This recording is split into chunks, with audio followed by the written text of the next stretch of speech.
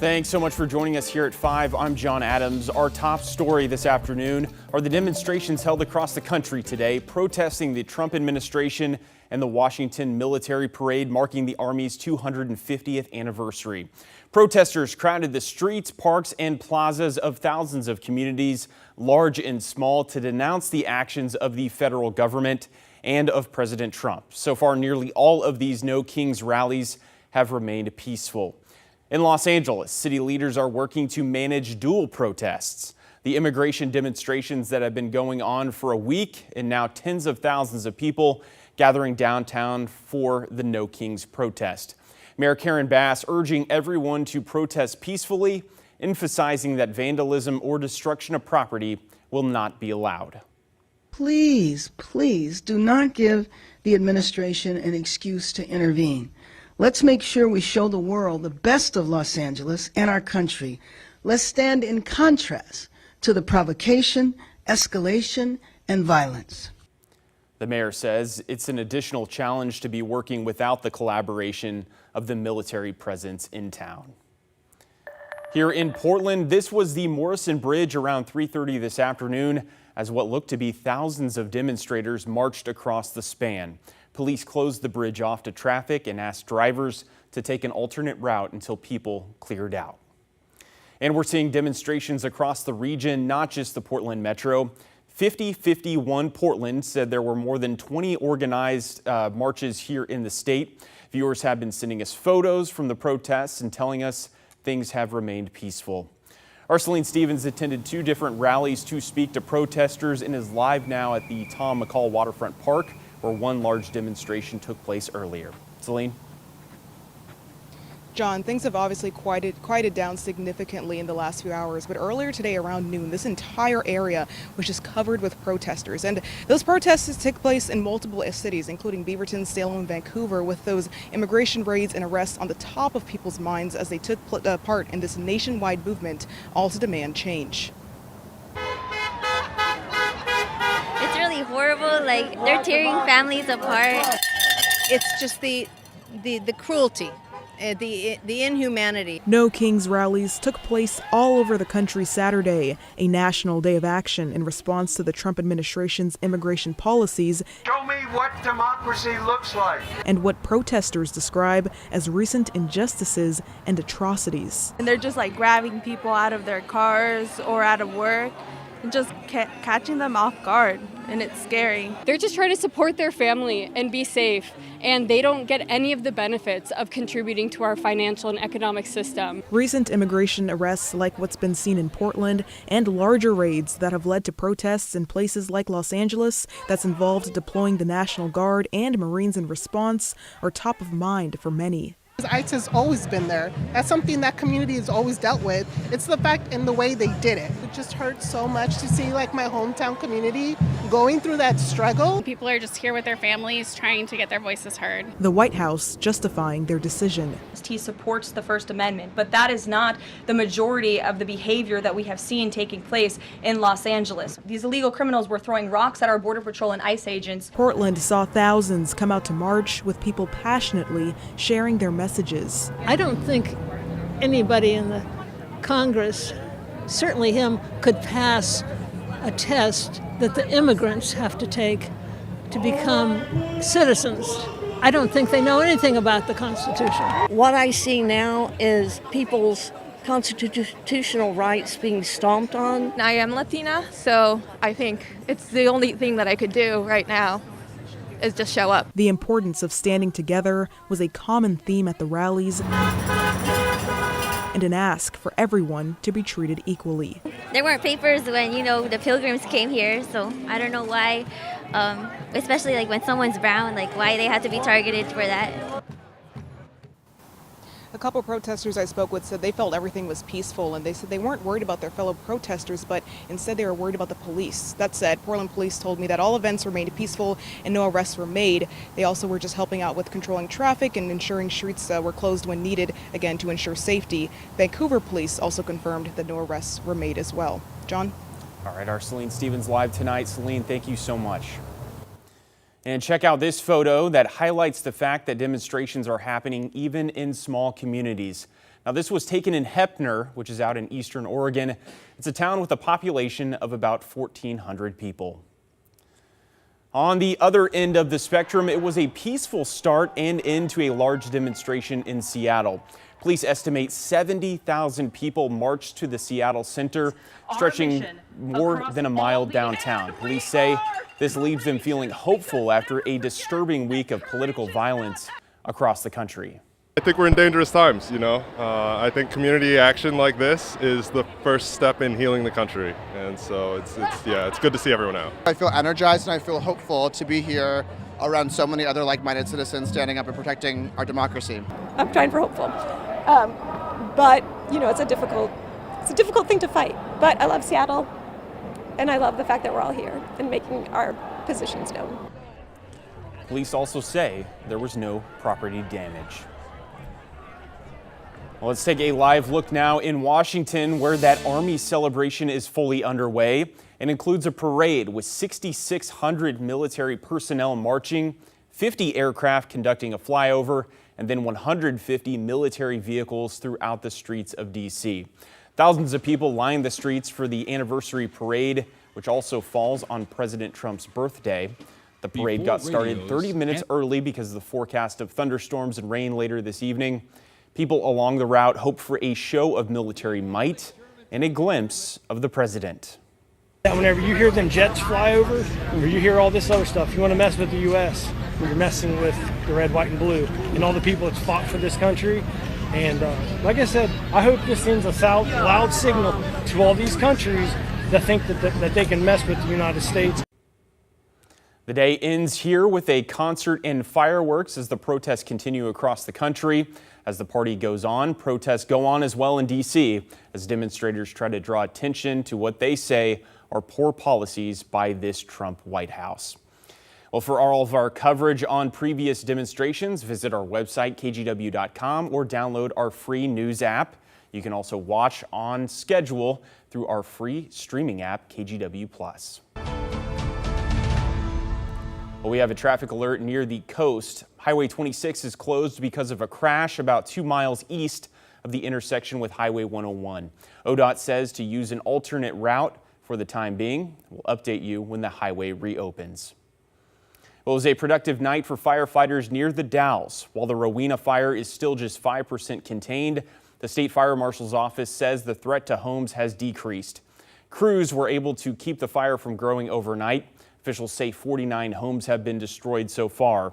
I-84 remains open, but drivers are advised to be aware of crews working near the roadway.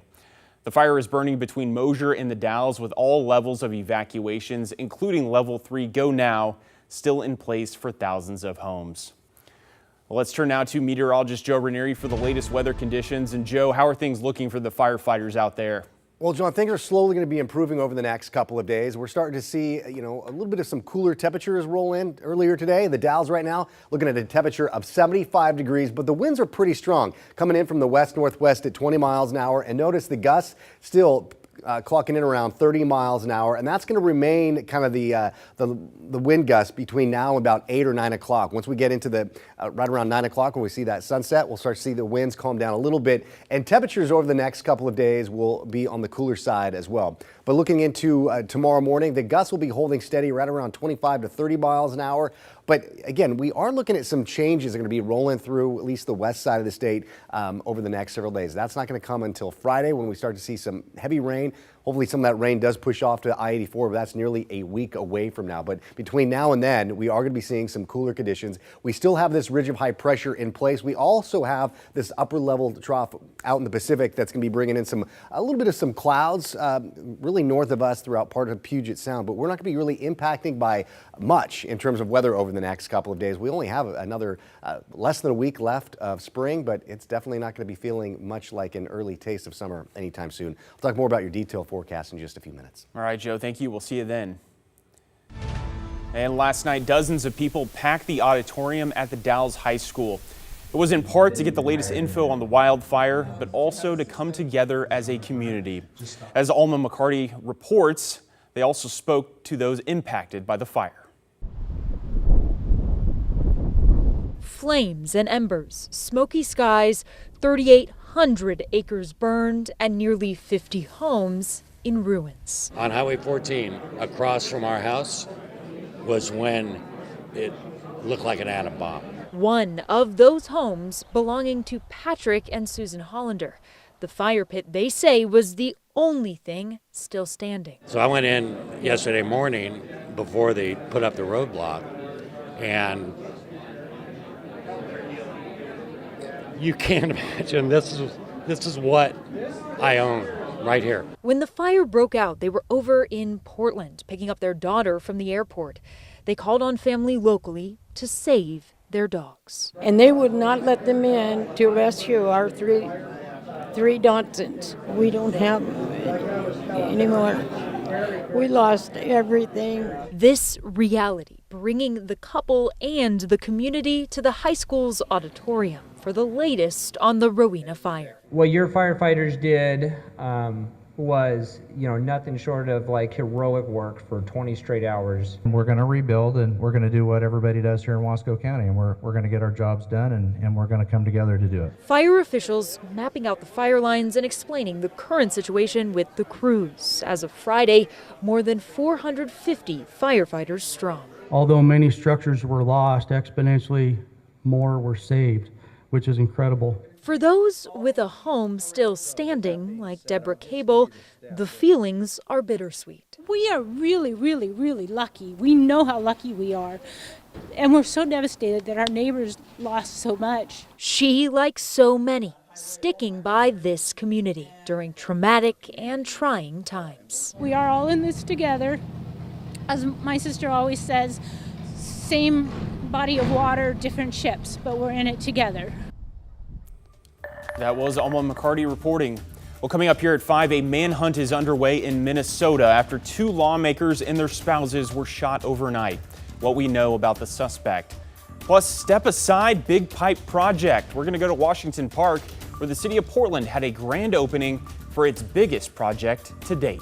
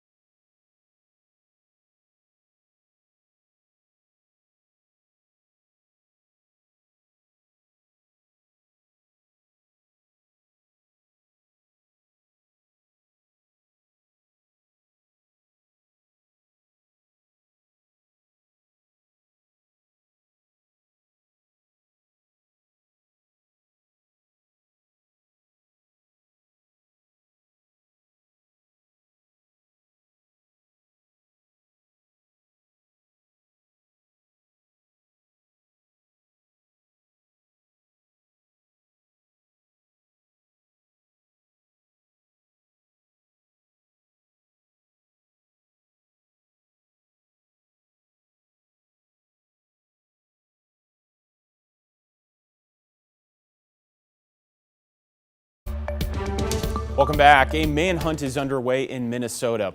It's after a state lawmaker and her spouse were killed, and a second lawmaker and his spouse were hurt in two separate shootings today. Authorities have identified the suspect as 57-year-old Vance Bolter. They say he impersonated law enforcement to gain access to the legislators' homes to commit what they call politically motivated shootings. State Representative Melissa Hortman and her husband Mark were killed. State Senator John Hoffman and his wife Yvette were taken to the hospital with injuries. Authorities are asking for any help in locating Bolter. It was noted that we believe he's was still in at this time. He was in the Twin Cities area, and that we are continuing to work and follow up on that. We believe he's working to potentially flee the area, and so that's why we're sharing that with that information now so that we can safely apprehend him. Oregon Governor Tina Kotek released a statement saying her heart goes out to all in Minnesota and that this attack, quote, demands that we all recommit ourselves to peaceful discourse and reject violence. Back in Oregon, we have an update to a police shooting that happened last night in Gresham. The department says the man shot by a Multnomah County deputy has died. Gresham police say it started when officers were called to a fight involving a weapon near Northeast Gleason and 162nd Avenue. When officers approached the armed suspect, he ran. During the search, a deputy found the man and shot him. The deputy is on leave while detectives investigate what led up to the shootings. The Washington Park Reservoir had its grand opening to the general public today, making it the biggest project the city of Portland has ever seen. The goal was to replace the reservoir that was originally built back in the 1890s that is used for drinking water for 360,000 Portlanders. Crews used a material almost like styrofoam that will prevent forces from hitting and damaging the reservoir in case of a slide or a large Cascadia subduction zone earthquake. Well, still to come, the Oregon State Beavers are back in the College World Series and they move one step closer to claiming the national title. Orlando is going to join us with what comes next for the Beavs.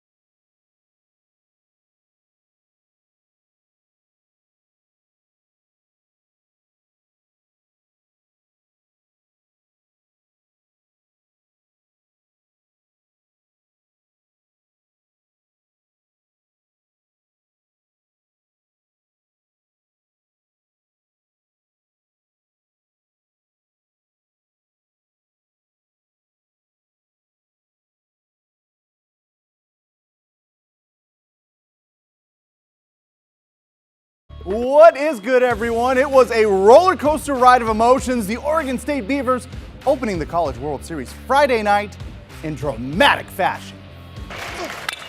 Turley on a line to left into the corner and all the way toward the wall. Rose cuts it off. Arquette gets the windmill. Alisay's throw. Not in time. The Beavers walk it off. Gavin Turley driving in. Iva Arquette in the bottom of the ninth to secure a 4-3 walk-off victory against Louisville. Head coach Mitch Canham said, quote, We thrive in difficult situations. OSU 8-3 in one-run games. This win moves them one step closer to the program's 4th national championship. Next up in this double elimination tournament, Coastal Carolina. The Chanticleers beat Arizona 7-4 in their first game in the College World Series. Coastal Carolina, the hottest team in the country, sporting the most wins with 54, riding a 24-game win streak, their last loss nearly 2 months ago. As a staff, Coastal Carolina has the 2nd lowest ERA in the nation. They'll send their ace Jacob Morrison to the mound. He is a perfect 11-0 this season. The Beavers will counter with Ethan Kleinschmidt. The lefty from Mount Angel struck out 11 in his last start versus Florida State. Oregon State, Coastal Carolina, meeting for the 2nd time ever. They played in 2019, and that game ended in a tie. Sunday's game is set for 4 p.m. Pacific time in Omaha. In 2024, Dallas Cowboys defensive tackle Osa Odigizua and his foundation hosted a free football camp for kids back home in Portland at David Douglas High School, where his football journey began. That camp was a hit. So Osa and the Odigizua Foundation running it back in 2025 with the same type of energy and the same type of turnout. About 170 kids registered for the one-day free camp. The David Douglas coaching staff leading the way, his longtime friend and Colts linebacker Samson Ibukam also helping out. Lots of autographs, selfies, and a chance to give back to a place and community that means the world to him. For a lot of the people that poured into me and showed me kindness and loved me, I wouldn't be here. They just wanted me to have the opportunity to be the best that I could be, so I want to afford the kids that same opportunity. And I don't want money to be a reason why they can't come and benefit from this experience.